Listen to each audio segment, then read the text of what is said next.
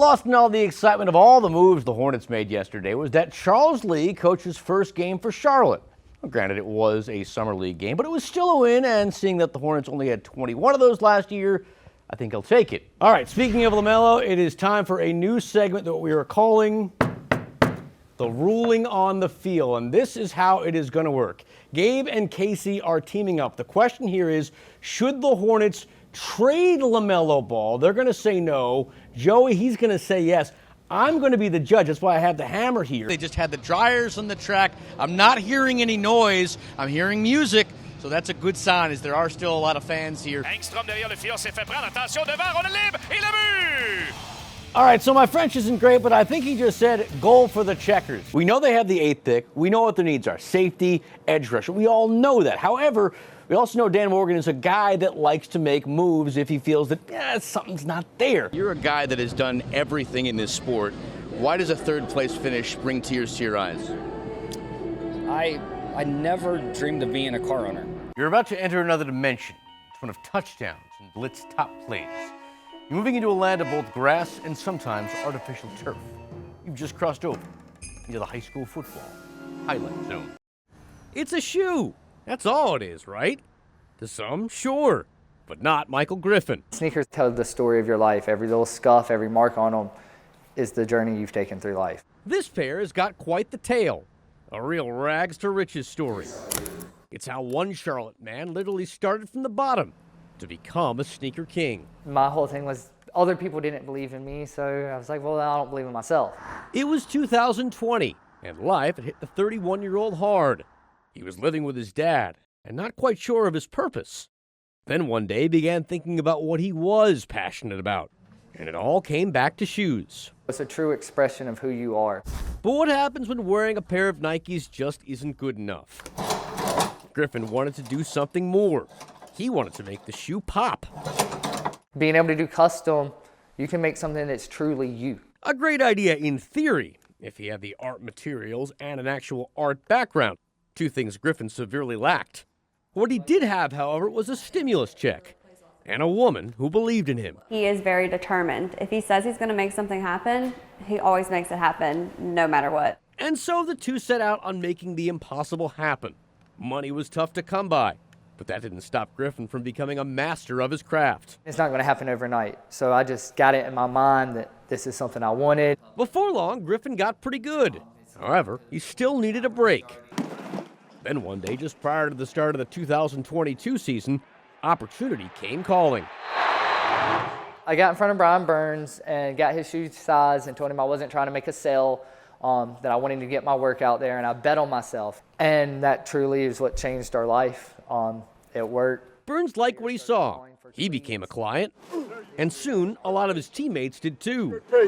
Laviska Chenault Jr., Derek Brown, Frankie Luvo, Xavier Woods, Chuba Hubbard.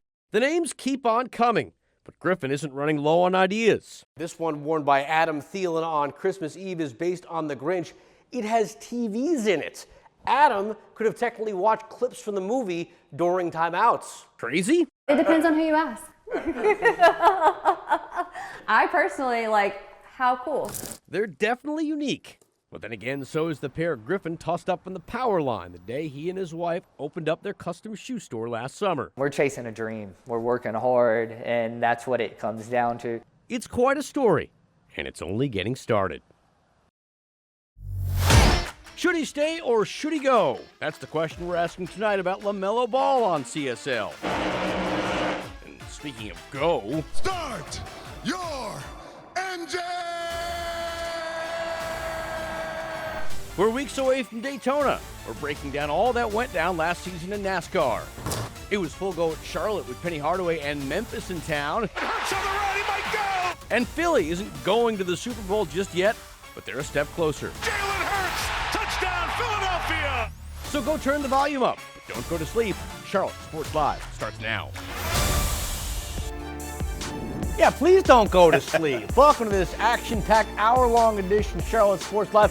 Along with that man right there, Gabe McDonald, I'm Mike Lacett. We'll get to the Panthers and a bunch of college football. But first, some scores had to be settled. It's the rematch between the Hornets and the Celtics. Boston got better Charlotte last night at Spectrum Center. That's the same place where this one went down. And early on, it looked like the result would be identical. End of the first, Jason Tatum. Woohoo! He's a good player. The buzzer, he's pretty good. He had 13 in the quarter. Celtics up 14 after one. Hornets, though, had an ace in the hole. His name is Brandon Miller. He was back for the first time since the opener. The second quarter, wicked step-back move. Wicked, that's what they say in Boston. He finished with 16, but it was not his best shooting night.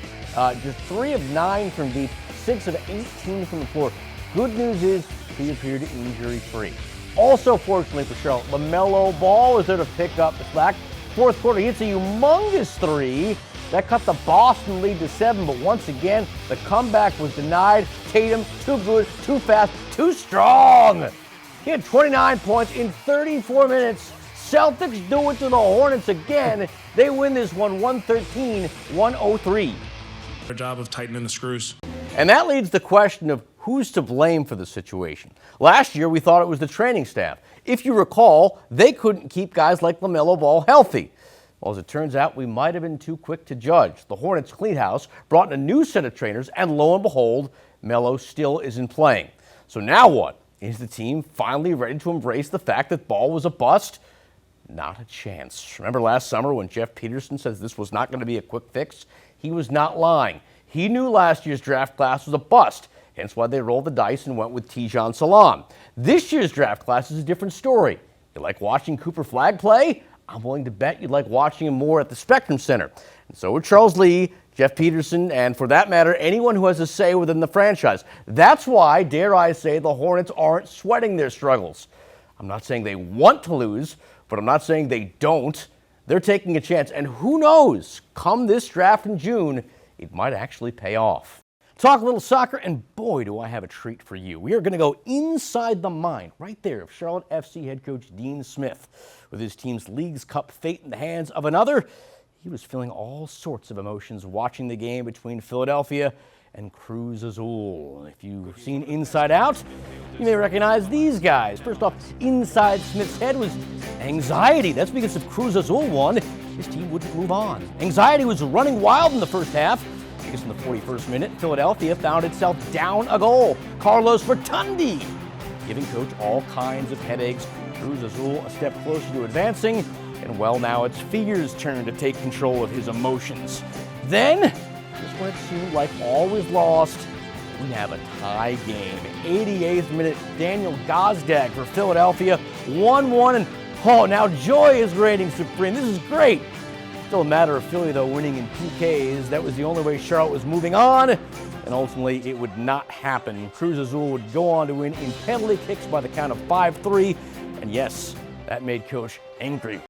For the ball game this evening. By 1995, the NBA had a bit of a pinstripe obsession. It was something that not only transcended from the sport, but also a lifestyle. Taking a page from the Yankees, Michael Jordan and the Bulls got them. It's a nice-looking jersey, Johnny. The Magic did too. It reminds me of that old school classic. And fresh off back-to-back championships, so did the Houston Rockets. And you see the new uniforms. Meanwhile, watching from afar, the person who started it all could only shake his head. They say that emulation is the sincerest form of flattery, but sometimes it's aggravating. In basketball, Alexander Julian never set out to be a trendsetter. By the mid-1980s, the Chapel Hill native was an accomplished fashion designer, building an empire based on the principles set forth by his mom and dad, dubbed by the New York Times as the grandparents of preppy. But Julian also liked a challenge. That was my first question to George was, what's the name of the team? At the time, George Shinn didn't have a lot of answers. But what he did know is that he wanted Julian to design the uniforms of the team he owned, the one that would come to be known as the Hornets. I said, George, I'll tell you what, I'm going to make you a deal. I'm going to trade you ownership of the Hornets uniforms for 5 pounds of Carolina barbecue a month, FedEx to me in Connecticut. I remember hanging up the phone after we agreed and going, well, this is going to be interesting. That's because Julian was already thinking of an idea that would shake the NBA fashion world to its core. What essentially a basketball jersey is a knit shirt. And the knit shirts that I was famous for were vertical striped knits. So ultimately, it was pulled pork for pinstripes. But there was more. The shorts were the first pleated basketball shorts in history. And did we mention the color? Everything in Charlotte became teal. There's still a lot of teal there now. Good evening, everybody. On the court, there was a lot to be desired. Left hands it up and in. But as far as uniforms go, Charlotte had a winner. It gave you everything you could ask for. Pretty good scene. Yet as it turned out, someone wanted something else. Having Dean Smith on the phone asking me for new Tar Heels uniforms was like having God on the phone asking for new halos for the Archangels. Impressed by Julian's work, North Carolina's legendary coach wanted to update his team's look. If I screwed it up, I couldn't go home. This time around, Julian decided to go a different route. I think the Argyle is more different than anything else visually in college sports. Nobody has anything like it. It's an instant get visually when you see it, and it's timeless. And just like Julian's pinstripes, It was a great design. it's now a part of Carolina sports history. I felt a little bit like Dr. Frankenstein. He created a monster, all right, not to mention one incredible legacy.